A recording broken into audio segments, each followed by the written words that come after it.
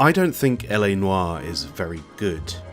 In a since abandoned script, I believe I put a reasonable case forward for why. That it's a game that is drowned in its own indulgence, that it's obsessed with looking the part but ultimately falls at the first hurdle. Mechanically, it's a bit of a mess. Its writing is weak and derivative. Its facial mocap, while impressive, makes its interrogation system at times impossible to read clearly. It's not a good game. Certainly, in my eyes, it fails its key goal of being a detective experience. But as I was writing this since abandoned script, I kept coming back to a single moment of doubt, I guess. I've had it before. Anyone who's created anything will have experienced some form of this, a nagging question. Who cares what I think? This utterance has been rattling through my skull on and off for a while, and my decision to shelve the project was not some fatalistic form of imposter syndrome, but rather a pursuit of something perhaps more important. Because over the past few months I have become obsessed with that question, who cares what I think? And it's led me to the kind of answer that is both surprising and hugely important for the future of my work. Recently, I've been thinking a lot about the language of art criticism, how in these broad and diverse mediums, a consensus around form and function is considered on equal par with the root of all art's appeal, a personal, unique emotional response. How we can celebrate technique and sophistication, but also a more raw and primal understanding of the artist's intent. And more importantly, how poor form and function can be forgiven if the art in question offers its audience something they value more. All good criticism has at its heart a sense of the author's soul.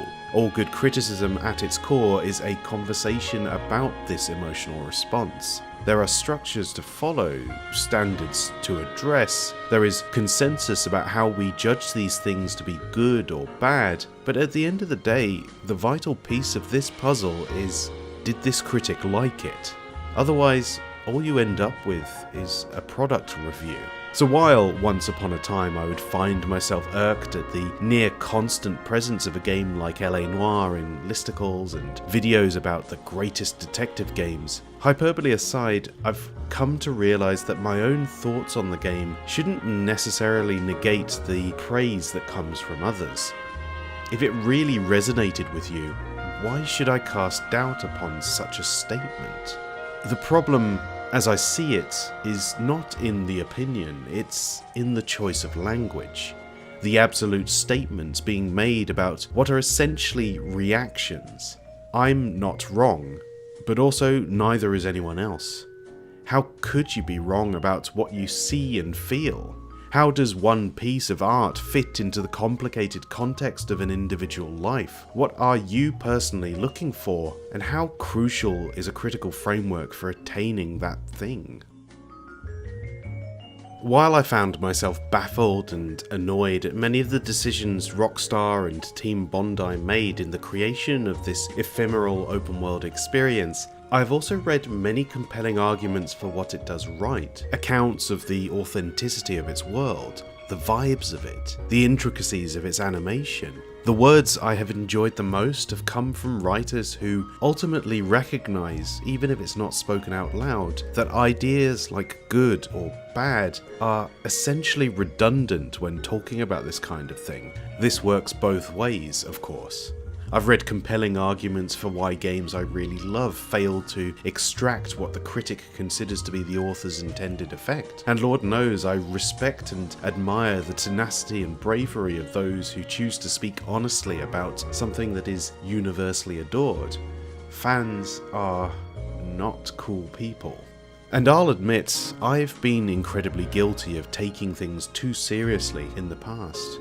No one is immune to the allure of their own steadfast conviction, but really, practically, it's important to take a step back from everything and recognize what all of this is. The totality of criticism. Once you remove the flowery language and insistence on objective standards, is simply an individual response to a work that is designed to evoke an array of emotions, to engender conversation and thought about why some things do work and some things don't, and why the do's aren't intrinsically tied to good and the don'ts to bad.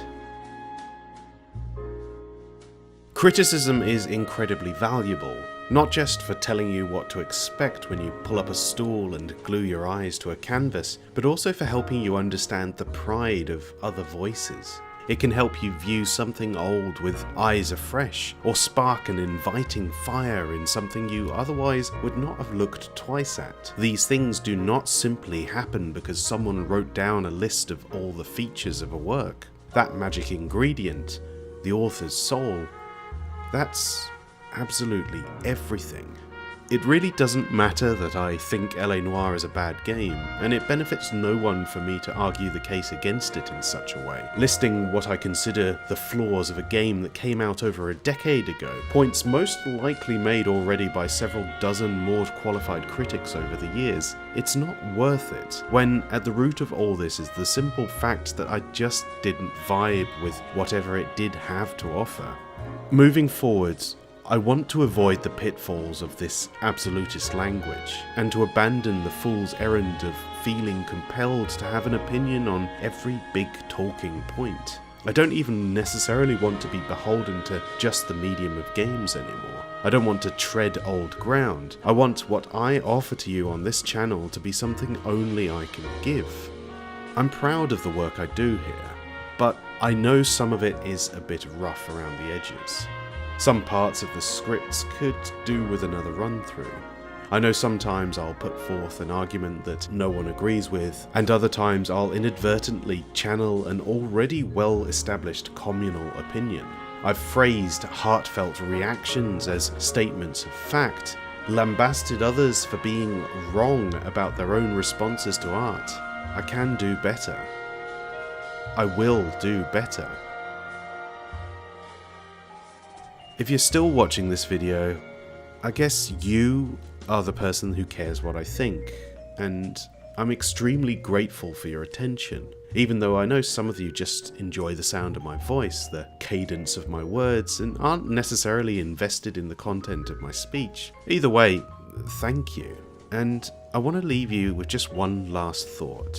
Please, please be kind to those who find fault with the art that you love. It's not an attack on your character, it's the sum of another person's life, what they grew up with, how they come to understand and value certain principles over others.